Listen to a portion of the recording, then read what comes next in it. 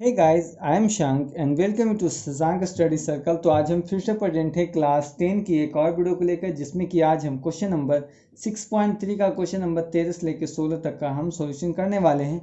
और ये वीडियो 6.3 का लास्ट वीडियो, क्योंकि इसके बाद आपका चैप्टर है वो ख़त्म हो जाएगा। तो इसकी पिछली वीडियो आपने नहीं देखी 1 से लेकर 12 तक की, उसमें मैंने 4 पार्ट बना चुके हैं।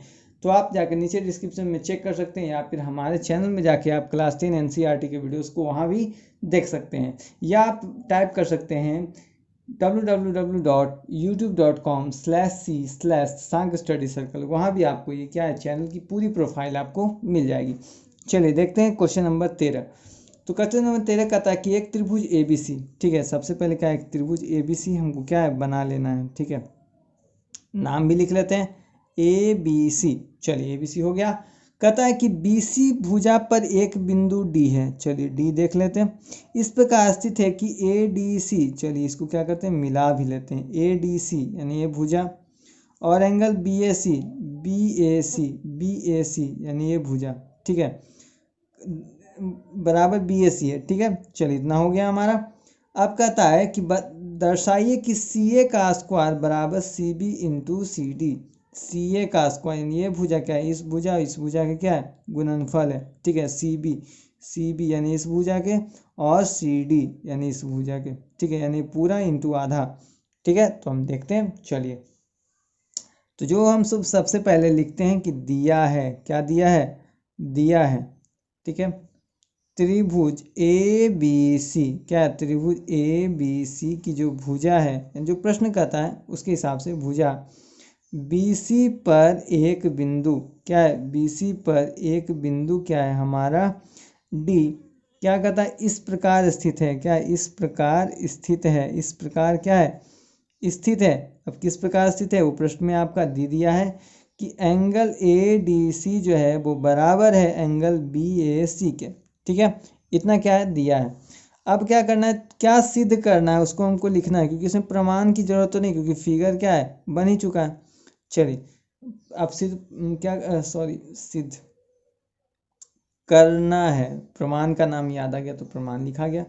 तो क्या था, सी ए का स्क्वायर बराबर C B into C D हमको सिद्ध करना है। तो चलिए प्रमाण देते हैं, क्या देते हैं, प्रमाण देते हैं। जिस त्रिभुज से कहा गया है जो कोण है, ठीक है, उसी कोण से हम क्या चलते हैं कि एंगल या त्रिभुज ए डी सी तथा त्रिभुज बी ए सी में क्या है, यही दोनों भुजा दिया हुआ था, हम इसी को क्या करते हैं, इसी त्रिभुज से हम चल लेते हैं कि एंगल ए डी सी बराबर एंगल बी ए सी हो जाएगा। नहीं, जब भी आपको ऐसा प्रश्न दे तो उसी भुजा को क्या करना है, सबसे पहले बराबर कर लेना है। ये क्या है, आपका दिया हुआ है, तो क्या करेंगे, दिया है हम लिख देंगे। एंगल सी बराबर एंगल सी है, क्योंकि देखिए इस त्रिभुज में क्या है, एंगल यहाँ देख A D C, A D C, A D C इसमें भी आ रहा है, और बी ए सी, बी ए सी इसमें भी क्या एंगल सी आ रहा है। ये क्या है, उभय निष्ठ है, क्या है, उभय निष्ठ। चलिए इसके कारण हम लिख सकते हैं, इसीलिए ए समरूपता से, क्या है, ए समरूपता से ये दोनों त्रिभुज क्या हो जाएंगे, समरूप हो जाएंगे। त्रिभुज ए डी सी क्या होंगे, समरूप त्रिभुज बी ए सी के, ठीक है। तो आप जानते हैं कि समरूप त्रिभुजों की संगत जो भुजाएं होती है वो क्या होती है, अनुपाती होती है। यानी आप लिख सकते हैं कि समरूप त्रिभुजों की क्या होते हैं, समरूप त्रिभुजों की क्या होती है, संगत भुजा अनुपाती होती है। संगत भुजा क्या होता है, संगत भुजा अनुपाती होती है, क्या होता है, संगत भुजा अनुपाती होती है। तो चलिए हम इसको क्या करेंगे, सबसे पहले उन भुजाओं को हम अनुपात में लिखेंगे। तो इसके कारण क्या आपका हो जाएगा कि ए सी बटा सी बी बराबर सी डी बटा ए सी। यानी देख सकते हैं कि ए सी के बराबर हो जाएगा आपका सी बी के, और आपका जो सी डी है वो बराबर हो जाएगा ए सी के। तो चलिए अब देख सकते हैं कि ए सी इधर भी, ए सी इधर भी, क्रॉस मल्टीप्लिकेशन करते हैं तो हो जाएगा कितना, ए सी का स्क्वायर बराबर C D into C B.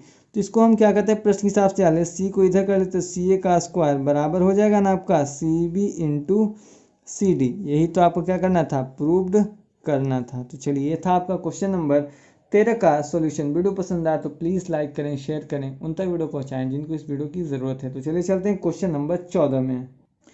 चले, कहता है कि एक त्रिभुज ए बी सी की भुजाएं ए बी और ए सी तथा माध्यिका ए डी एक अन्य त्रिभुज की भुजाओं पी क्यू और पी आर तथा माध्यिका पी एम के क्रमशः समानुपाती है, तो दर्शाइए कि त्रिभुज ए बी सी समरूप है त्रिभुज पी क्यू आर के। कहता है ए बी सी भुजा है और इसके भुजा है क्या कि इसके बीच एक माध्यिका डाली हुई, ठीक है।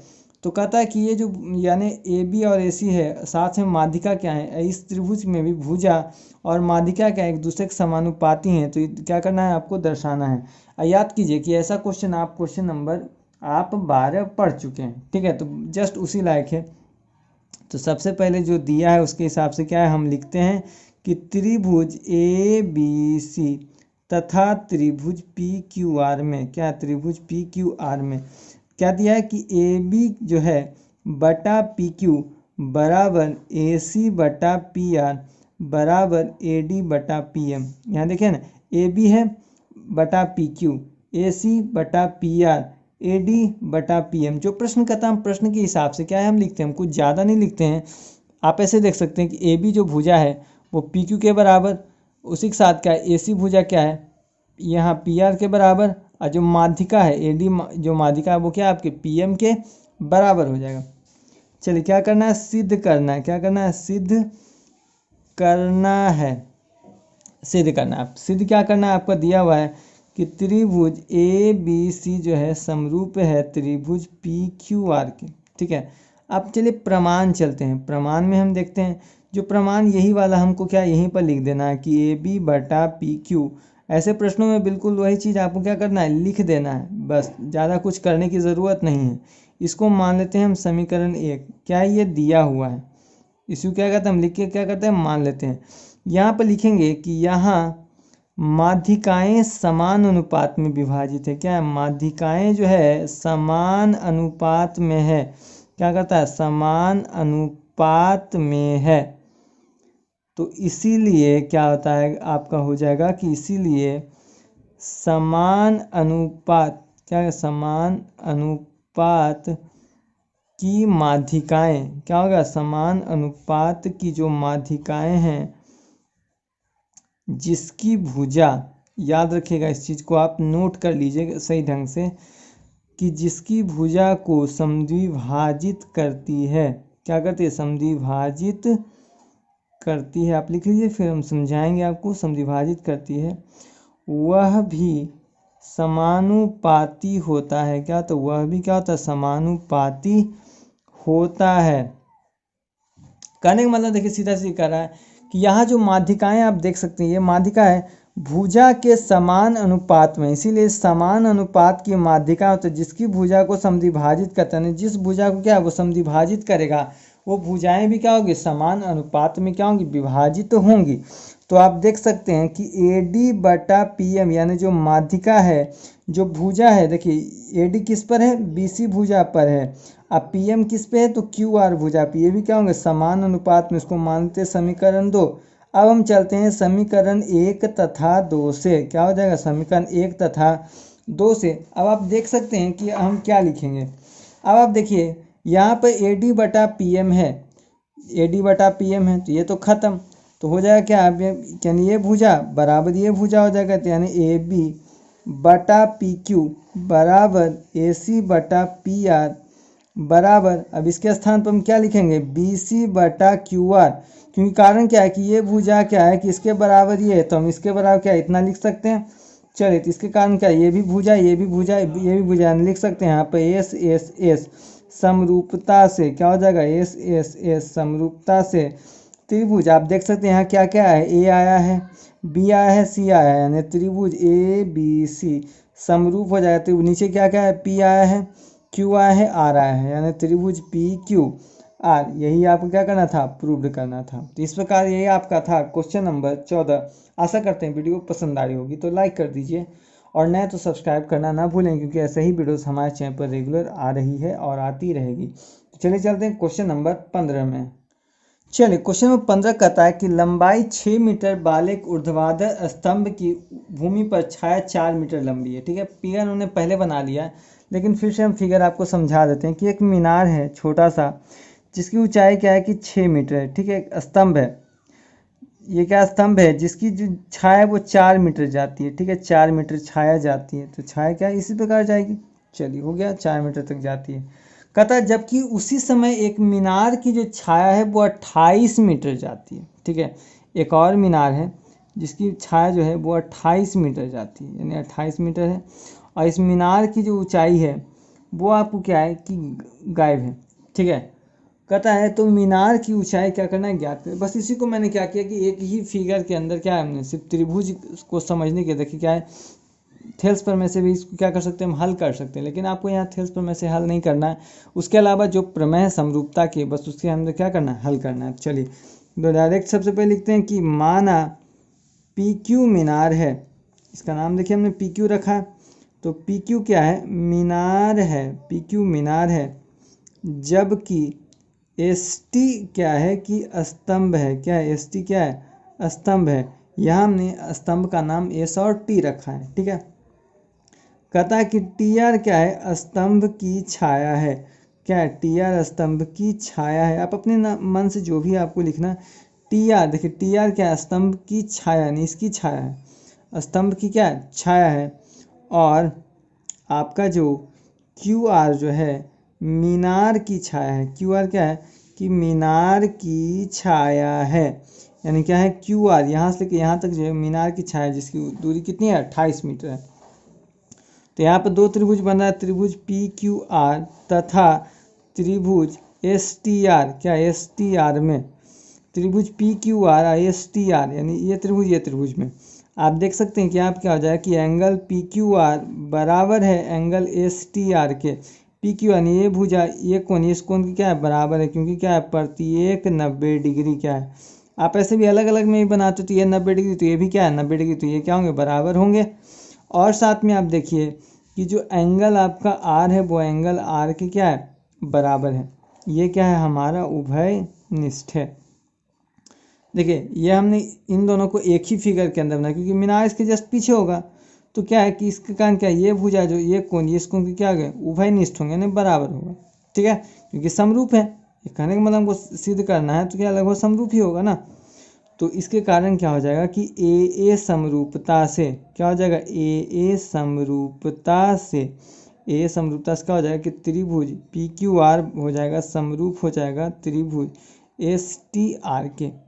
अब हम जानते हैं कि समरूप जो होता है उसकी जो क्या होते हैं, संगत भुजाओं का अनुपात क्या होता है, बराबर होता है। यहाँ लिख सकते हैं कि समरूप त्रिभुजों की क्या होता है, समरूप त्रिभुजों की संगत भुजाएं क्या होती है, संगत भुजाएं समानुपाती होती है, क्या होती है, समानुपाती होती है, समानुपाती होती है। तो कारण देखिए इसके कारण क्या हो जाएगा, तो हमारा जो पी क्यू है यानी पी क्यू हो जाएगा बटा एस टी, यानी ये भुजा क्या है, इसके बराबर आपका जो क्यू आर है यानी नीचे वाला, ये इसके बराबर हो जाएगा, क्यू आर बराबर आर टी या टी आर, ये सॉरी टी आर ही लिखते हैं क्योंकि टी आर क्या है आपको प्रश्न में दिया है। चलिए अब इसका मान दिया है, देखिए पी क्यू का मान तो हमको निकालना है, एस टी का मान 28 दिया है, इसका मान 28 है, बराबर क्यू आर का मान आपका क्या है, सॉरी इसका मान आपको दिया हुआ है आपका 6, एस टी है, एस टी यानी एस टी मीनार की ऊंचाई बटा 6 बराबर क्यू आर का मान कितना 28 है, टी आर का मान 4 है। चलिए तो हो जाए क्रॉस मल्टीप्लिकेशन करेंगे तो पी क्यू बराबर हो जाएगा 28 गुने 6 बटा 4, 4 सत्ते 28, 7 छक यानी 42 मीटर। तो यानी हम यहाँ पर लिख सकते हैं कि अतः मीनार की ऊंचाई क्या है, मीनार की ऊंचाई, तो जिसको हमने माना था पी क्यू बराबर कितना 42 मीटर। तो यही आपका आंसर हो गया। ये था आपका question number 15। I hope video पसंद आई होगी, तो प्लीज़ लाइक करिए और नहीं तो सब्सक्राइब करना बिल्कुल ना भूलें, ये बिल्कुल मुफ्त है। तो चलिए चलते हैं क्वेश्चन नंबर 16 में। चलिए क्वेश्चन नंबर 16 कहता है, और इस प्रश्न का इस क्या है कि इस चैप्टर का आपका आखिरी क्वेश्चन है, तो ध्यान से समझिएगा, काफ़ी इंटरेस्टिंग क्वेश्चन। कहता है एडी और पीएम त्रिभुजों एबीसी और पीक्यूआर की क्रम से दो माध्यिकाएं हैं, देखिए दो एडी और पीएम माध्यिका है, तो क्या है जबकि क्या है ये दोनों क्या सर्वांग समरूप हैं, तो क्या करना सिद्ध करना कि ए बी बटा पी क्यू एडी बटा पीएम। चलिए इतना क्या सबसे पहले क्या है कि दिया है, जो दिया है उसको हम लिखेंगे।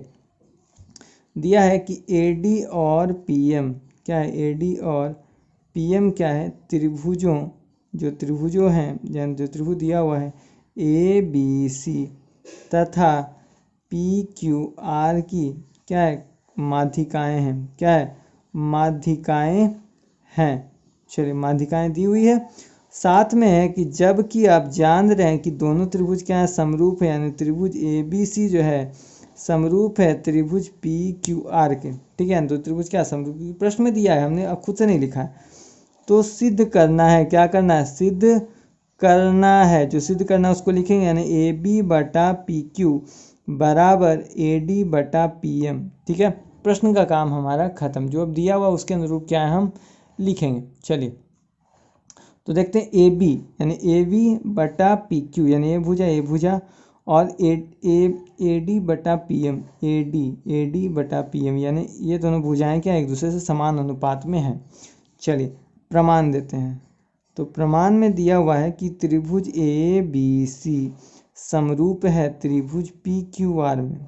क्या प्रमाण तुम ही देंगे ना, क्योंकि जब इन्हीं दोनों त्रिभुज की बात ही हो रही है तो जानते हैं कि जब कोई क्या है कि समरूप, यानी हम लिख सकते हैं कि समरूप त्रिभुज के क्या है कि समरूप त्रिभुज के संगत भुजाएं क्या होती है, संगत भुजाएं समानुपाती होती है। क्या होती है, समानुपाती होती है। संगत भुजा क्या है, समानुपाती है। तो हम लिख सकते हैं यहाँ पर कि ए बी बटा पी क्यू के बराबर, और साथ में जो बी सी है वो किसके, क्यू आर के बराबर, तो बी सी बटा क्यू आर। चलिए हो जाएगा। या आप देखिए यहाँ पे लिख सकते हैं, देखिए बात जब भी यहाँ की गई है तो क्या है कि हमको इधर वाले का नाम कहीं पे लिया ही नहीं गया। इधर वाले को क्या, यदि हम काम ख़त्म करें तो देखेंगे कि डीसी का काम इधर ख़त्म, इसके लिए क्या है एमआर का काम ख़त्म हो जाएगा। तो साइड में हम यहाँ लिख सकते हैं कि बी आपका जो बी सी है, ठीक है, या हम बी डी लेते हैं। तो जो बी डी है वो क्या है कि आधा है बी सी का, ठीक है। साथ में इधर देखें जो क्यू एम है वो आधा है किसका, क्यू आर का। तो लिख सकते हैं कि 2BD बराबर BC, और इधर लिख सकते हैं कि 2QM बराबर QR, ठीक है। अब चलिए इसके स्थान पर क्या हम ये वाला क्या करते हैं, रखते हैं। तो हो जाए क्या, AB बटा PQ, और BC के जगह हम क्या रखेंगे 2BD बटा इसके जगह पर 2QM, तो 2 से 2 खत्म। तो क्या हो जाएगा आपका AB बटा PQ बराबर BD बटा QM। इसको मान लेते हैं समीकरण 2, ठीक है, यानी इसको मानते हैं समीकरण 1। साथ में देखिए क्या है कि ये जो त्रिभुज है, अब इन दोनों त्रिभुज, बात सिर्फ इन दोनों त्रिभुज की है, तो इन दोनों त्रिभुज जानते, जब ये दोनों बराबर बता रहा है तो एंगल B जो हो जाएगा एंगल Q के बराबर हो जाएगा ना, क्योंकि कारण क्या है कि दो त्रिभुजों के बीच की भुजाएं क्या होती है, बराबर होती है। तो एंगल B बराबर एंगल Q होती है। यहाँ लिख सकते हैं इसको समरूप। नंबर 2 क्यों, कारण लिख सकते हैं यहाँ पर कि समरूप त्रिभुज के संगत कोण है। क्या है, समरूप त्रिभुज के क्या है, संगत कोण है।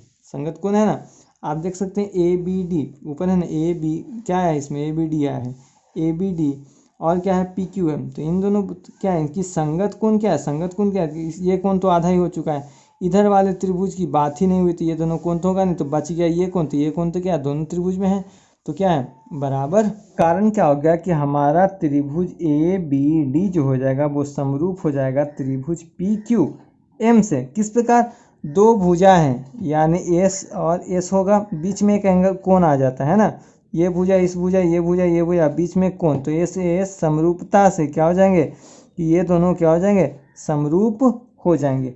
और साथ में हम यहाँ लिख सकते हैं कि दो समरूप क्या होते हैं, दो समरूप त्रिभुज के संगत भुजाओं का अनुपात क्या होता है, संगत भुजाओं का अनुपात बराबर होता है। क्या होता है, अनुपात बराबर होता है। चलिए बराबर होता है, इसी कारण आपको क्या हो जाएगा कि AB बटा PQ तो बराबर हो जाएगा AD बटा PM के बराबर, AD बटा PM। तो यही चीज़ आपको क्या है कि AB बटा QM, तो यही चीज़ आपको क्या है प्रूव्ड करना था, सॉरी AD/PM ही है, तो यही चीज़ आपको क्या है, प्रूव्ड करना था। तो ये चीज़ आपने क्या किया, प्रूव्ड कर दिया। तो चलिए, वीडियो पसंद आया तो प्लीज़ लाइक करें, शेयर करें, नए तो सब्सक्राइब करना ना भूलें, क्योंकि ऐसे वीडियोस हमारे चैनल पर आ रही है और आती रहेगी। तो आज के लिए इतना ही, मिलते हैं नेक्स्ट वीडियो में, तब तक के लिए धन्यवाद, जय हिंद।